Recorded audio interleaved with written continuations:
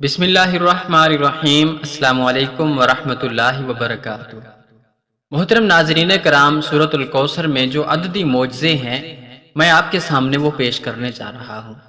سورۃ الکوثر قرآن کی سب سے چھوٹی سورت ہے اور اس سورت کے جملہ الفاظ 10 ہیں۔ قرآن بذات خود ایک معجزہ ہے، لیکن آپ کو یہ جان کر حیرانی ہوگی کہ سورۃ الکوثر کی پہلی آیت میں 10 حروف ہیں۔ اسی طرح سورۃ الکوثر کی دوسری آیت میں بھی 10 حروف ہیں۔ سورۃ الکوثر کی تیسری آیت میں بھی 10 حروف ہیں۔ اس پوری سورت میں جو سب سے زیادہ تکرار سے حرف آیا ہے وہ حرف الف ہے، جو 10 دفعہ آیا ہے۔ وہ حروف جو اس سورت میں صرف ایک دفعہ آئے ہیں ان کی تعداد بھی 10 ہے۔ اس سورت کی تمام آیات کا اختتام حرف را پر ہوا ہے، جو کہ حروف ہجا میں 10واں حرف شمار ہوتا ہے۔ قرآن مجید کی وہ صورتیں جو حرف را پر اختتام پذیر ہو رہی ہیں ان کی تعداد 10 ہے، جن میں سورۃ الکوثر سب سے آخری سورت ہے۔ سورت میں جو 10 کا عدد ہے، اس کی حقیقت یہ ہے کہ وہ ذوالحجہ کے مہینے کا 10واں دن ہے، جیسے کہ اللہ تعالی نے فرمایا فَصَلِّ لِرَبِّكَ وَانْحَرْ، بس نماز پڑھو اور قربانی کرو۔ وہ دراصل قربانی کا دن ہے۔ اللہ کی شان کہ یہ سب کچھ قرآن کریم کی سب سے چھوٹی سورت جو ایک سطر پر مشتمل ہے میں آ گیا۔ آپ کا کیا خیال ہے بڑی سورتوں کے متعلق؟ اللہ تعالیٰ نے اسی لیے فرمایا ہم نے اپنے بندے پر جو کچھ نازل کیا ہے اگر تمہیں اس میں شک ہو تو اس جیسی ایک سورت ہی لے آؤ۔ ناقابل یقین انفارمیشن ہے ناظرین کرام، قرآن حکیم کا دعویٰ ہے کہ اس میں کوئی باطل بات داخل نہیں ہو سکتی، اس لیے کہ قرآن حکیم کا ایک حرف اتنی زبردست کیلکولیشن اور اتنے حساب و کتاب کے ساتھ اپنی جگہ پر فٹ ہے کہ اسے تھوڑا سا ادھر ادھر کرنے سے وہ ساری کیلکولیشن درہم برہم ہو جاتی ہے، جس کے ساتھ قرآن پاک کی اعجازی شان نمایاں ہے۔ اتنی بڑی کتاب میں اتنی باریک کیلکولیشن کا کوئی رائٹر تصور بھی نہیں کر سکتا۔ بریکٹس میں دیے گئے یہ الفاظ بطور نمونہ ہے، ورنہ قرآن کا ہر لفظ جتنی مرتبہ استعمال ہوا ہے وہ تعداد اور اس کا پورا بیک گراؤنڈ اپنی جگہ خود علم و عرفان کا ایک وسیع جہان ہے۔ ناظرین کرام، دنیا کا لفظ اگر 115 مرتبہ استعمال ہوا ہے تو اس کے مقابل آخرت کا لفظ بھی 115 مرتبہ ہی استعمال ہوا ہے۔ ناظرین کرام، دنیا اور آخرت 115 مرتبہ، شیاطین اور ملائکہ 88 مرتبہ، موت اور حیات 145 مرتبہ، نفع اور فساد 50 مرتبہ، اجر اور فصل 108 مرتبہ، کفر اور ایمان 25 مرتبہ، شہر 12 مرتبہ، کیونکہ شہر کا مطلب مہینہ اور سال میں 12 مہینے ہی ہوتے ہیں، اور یوم کا لفظ 360 مرتبہ استعمال ہوا ہے۔ اتنی بڑی کتاب میں اس عددی مناسبت کا خیال رکھنا کسی بھی انسانی مصنف کے بس کی بات نہیں، مگر بات یہیں ختم نہیں ہوتی۔ جدید ترین ریسرچ کے مطابق قرآن حکیم کے حفاظتی نظام میں 19 کے عدد کا بڑا عمل دخل ہے۔ اس حیران کن دریافت کا صحرا ایک مصری ڈاکٹر راشد خلیفہ کے سر ہے، جو امریکہ کی ایک یونیورسٹی میں کیمسٹری کے پروفیسر تھے۔ 1968 عیسوی میں انہوں نے مکمل قرآن پاک کمپیوٹر پر چڑھانے کے بعد قرآن پاک کی آیات، ان کے الفاظ و حروف میں کوئی تعلق تلاش کرنا شروع کر دیا۔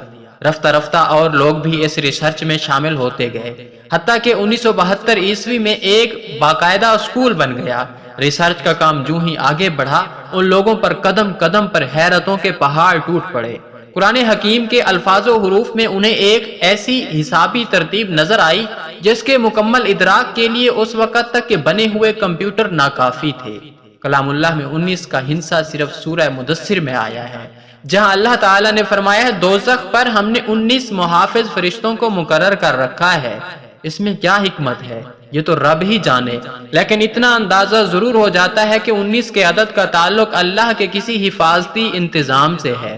پھر ہر سورت کے آغاز میں قرآن مجید کی پہلی آیت بسم اللہ کو رکھا گیا ہے، گویا کہ اس کا تعلق بھی قرآن کی حفاظت سے ہے، کیونکہ ہم دیکھتے ہیں کہ بسم اللہ کے کل حروف بھی 19 ہیں۔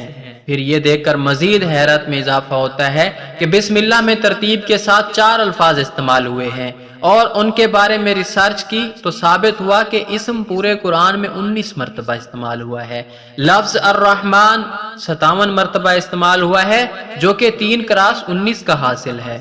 اور لفظ الرحیم 114 مرتبہ استعمال ہوا ہے جو کہ 6 کراس 19 کا حاصل ہے، اور لفظ اللہ پورے قرآن میں 2699 مرتبہ استعمال ہوا ہے جو کہ 142 کراس 19 کا حاصل ہے، لیکن یہاں بقیہ ایک رہتا ہے جس کا صاف مطلب ہے کہ اللہ کی ذات پاک کسی حساب کتاب نہیں ہے، وہ یکتا ہے۔ قرآن مجید کی سورتوں کی تعداد بھی 114 ہے جو کہ 6 کراس 19 کا حاصل ہے۔ سورہ توبہ کے آغاز میں بسم اللہ نازل نہیں ہوئی، لیکن سورہ نمل آیت نمبر 30 میں مکمل بسم اللہ نازل کر کے 19 کے فارمولے کی تصدیق کر دی۔ اگر ایسا نہ ہوتا تو حسابی قاعدہ فیل ہو جاتا۔ اب آئیے حضور علیہ السلام پر اترنے والی پہلی وحی کی طرف۔ یہ سورہ علق کی پہلی 5 آیات ہیں اور یہیں سے 19 کے اس حسابی فارمولے کا آغاز ہوتا ہے۔ ان آیات کے کل الفاظ 19 ہیں اور ان 19 الفاظ کے کل حروف 76 ہیں جو کہ ٹھیک 4 کراس 19 کا حاصل ہیں۔ لیکن بات یہیں ختم نہیں ہوتی۔ جب سورہ علق کے کل حروف کی گنتی کی گئی تو عقل تو ورطہ حیرت میں ڈوب گئی کہ اس کے کل حروف 304 ہیں جو کہ 4 کراس 19 کا حاصل ہیں، اور عقل یہ دیکھ کر حیرت کی اتاہ گہرائیوں میں مزید ڈوب جاتی ہے کہ قرآن پاک کی موجودہ ترتیب کے مطابق سورہ علق قرآن پاک کی 96 نمبر سورت ہے۔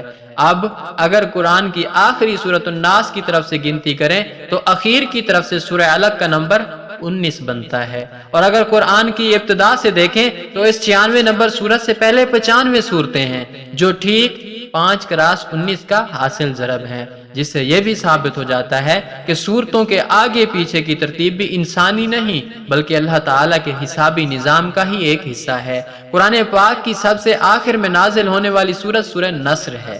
یہ سن کر آپ پر پھر ایک مرتبہ خوشگوار حیرت طاری ہوگی کہ اللہ پاک نے یہاں بھی 19 کا نظام برقرار رکھا ہے۔ پہلی وحی کی طرح آخری وحی سورہ نصر ٹھیک 19 الفاظ پر مشتمل ہے۔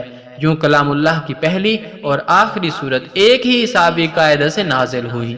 سورہ فاتحہ کے بعد قرآن حکیم کی پہلی سورت سورہ بقرہ کی کل آیات 286 ہیں، اور 2 ہٹائیں تو مکی صورتوں کی تعداد سامنے آتی ہے، 6 ہٹا دیں تو مدنی صورتوں کی تعداد سامنے آتی ہے، 86 کو 28 کے ساتھ جمع کریں تو کل صورتوں کی تعداد 114 سامنے آتی ہے۔ آج جبکہ عقل و خود کو سائنسی ترقی پر بڑا ناز ہے، یہی قرآن پھر اپنا چیلنج دہراتا ہے۔